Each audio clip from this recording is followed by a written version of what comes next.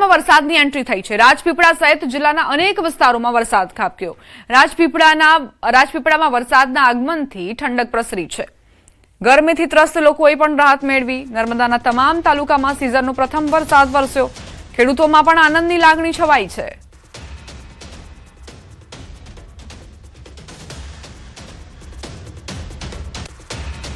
છોટાઉદેપુરની વાત કરીએ કે જ્યાં વહેલી સવારથી જ વરસાદી માહોલ, પવન સાથે વરસી રહ્યો છે ધીમે ધારે વરસાદ। શહેરના મેન બજાર, કસ્બા વિસ્તાર, રાજપૂત ફળિયા તેમજ એસટી ડેપો સહિતમાં વરસાદ વરસ્યો છે।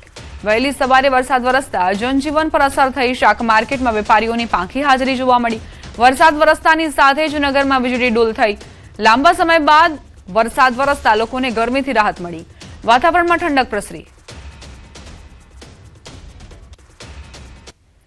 સુરત શહેરમાં વરસાદની એન્ટ્રી। વહેલી સવારે સુરત શહેરમાં વરસાદ વરસ્યો છે। વાતાવરણમાં પલટો આવ્યો। શહેરના અનેક વિસ્તારોમાં વરસાદ ખાબક્યો।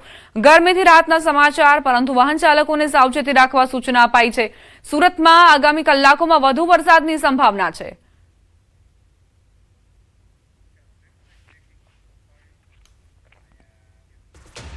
ચોવીસ જૂન સુધી રાજ્યમાં મેઘરાજા મહેરબાન થશે। રાજ્યમાં મોટા ભાગના જિલ્લામાં સામાન્ય વરસાદની આગાહી કરાઈ છે।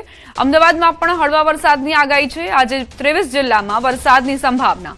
અંતે પાપા પગલી કરતું ચોમાસું ગુજરાત નજીક પહોંચ્યું છે। 24 થી 26 જૂનની આસપાસ ચોમાસું ગતિ પકડશે તેવી આગાહી કરાઈ છે। અલ નીનોના પડકાર સામે સરકાર સજ્જ। અલ નીનોને લઈને સરકારની પૂર્વ તૈયારીઓ। પડકારો સામે ગુજરાતનું સમગ્ર વહીવટી તંત્ર સજ્જ હોવાની જાણકારી।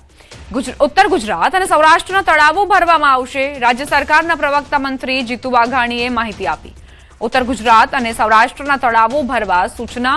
પાઇપલાઇનથી તળાવો ભરવાની મર્યાદામાં વધારો। પાઇપલાઇનથી 3 કિલોમીટરની મર્યાદા વધારી 7 કિલોમીટર કરાઈ। પીવાના પાણી માટે 300 તળાવો ભરવા આદેશ। સૌરાષ્ટ્રના વિવિધ ડેમ ભરવા પણ સીએમએ આદેશ કર્યા છે। પશુઓ માટે ઘાસચારાની વ્યવસ્થા કરવા આદેશ કરાયા। હાલ 2 વર્ષ સુધી ચાલે એટલો ઘાસચારાનો જથ્થો ઉપલબ્ધ છે। અલ નીનોના પડકાર સામે તંત્રએ સજ્જ રહેવા માટે સૂચના આપવામાં આવી છે। ખેડૂતો માટે આકસ્મિક પાક આયોજન જાહેર કરાયું। એઆઈ આધારિત કૃષિ પ્રગતિ પોર્ટલથી માર્ગદર્શન અપાશે। 50 લાખથી વધુ ખેડૂતોને માર્ગદર્શન મળશે। પાણી પીવાનું પાણી હોય એના માટે થઈને વ્યવસ્થાઓ કરવા તરત સૂચનાઓ આપી છે। અને લગભગ 300ની આસપાસ તળાવો જે ઉત્તર ગુજરાત અને સૌરાષ્ટ્રના છે એ ભરવાની પણ સૂચના આપી છે। 3 કિલોમીટર જે સૌની યોજનામાં અને સુજલામ સુફલામ યોજનામાં 3 કિલોમીટરની ક્રાઇટેરિયામાં આવતા તળાવો ભરવાનો અગાઉ નિર્ણય થયો હતો, એ સુધારીને 7 કિલોમીટરનો નિર્ણય પણ કર્યો છે। ઝડપથી એ તમામ તળાવો ભરાઈ જાય। સૌની યોજનામાં પીવાના પાણીના જેટલા ડેમો છે એ ડેમોમાં પણ 30 જૂન સુધીમાં વધારે પાણી પહોંચે એના માટેની સૂચનાઓ એ નર્મદા અને સિંચાઈ વિભાગને માનનીય મુખ્યમંત્રીશ્રીએ આપી છે। લગભગ 2 વર્ષ જેટલું ઘાસચારો આપણી પાસે ઉપલબ્ધ છે, પણ જરૂર પડે ત્યારે અમને તરત મળી જાય એનો પણ સૂચનાઓ માનનીય મુખ્યમંત્રીશ્રીએ આપી છે। મહેસૂલ વિભાગને પણ કોઈ પણ સંજોગોમાં કોઈ મુશ્કેલી ન પડે એમના માટે થઈ અને સતર્ક રહેવાની સૂચનાઓ આપી છે। મહેસાણાથી સમાચાર। કડીમાં માત્ર 1 ઇંચ વરસાદથી પાણી થયું। કડીના અંડરપાસમાં પાણી ભરાયું।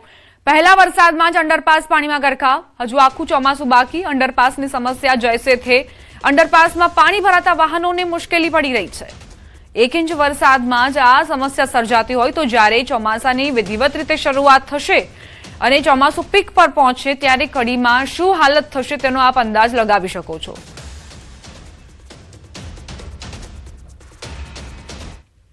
હજુ તો ચોમાસાની ધમાકેદાર શરૂઆત પણ નથી થઈ, ત્યાં કલોલમાં પહેલા વરસાદમાં વિકાસ ભ્રષ્ટાચારની ભેટ ચડી ગયો।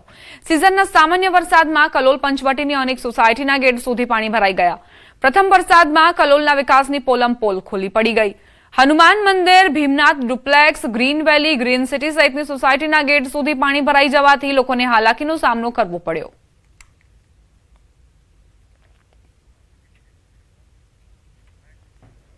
આ તરફ વિરમગામમાં પણ મોડી રાત્રે વરસાદ વરસ્યો। જો કે પહેલા વરસાદમાં જ પાણી ભરાવાની સમસ્યા સર્જાઈ। કેટલાક વિસ્તારોમાં પાણી ભરાતા વાહન ચાલકોને હાલાકીનો સામનો કરવો પડ્યો હતો। વિરમગામમાં જે વરસાદ વરસ્યો તે બાદ રસ્તા પર પાણીનું સામ્રાજ્ય જોવા મળી રહ્યું છે. વાહન ચાલકો આ જ પાણીમાંથી પસાર થવા મજબૂર થયા છે. સુરેન્દ્રનગર જિલ્લાના લીંબડી અને ચુડા તાલુકાના ગ્રામ્ય વિસ્તારમાં વરસાદ. રામરાજ પર નાના ટીમ્બલા, મોટા ટીમ્બલા, નટવરગઢ, જાંબુચોડા તાલુકાના કોરડા સહિત આસપાસના ગ્રામ્ય વિસ્તારમાં ધોધમાર વરસાદ ખાબક્યો. ભારે ઉકળાટ બાદ વરસાદથી ઠંડક પ્રસરી.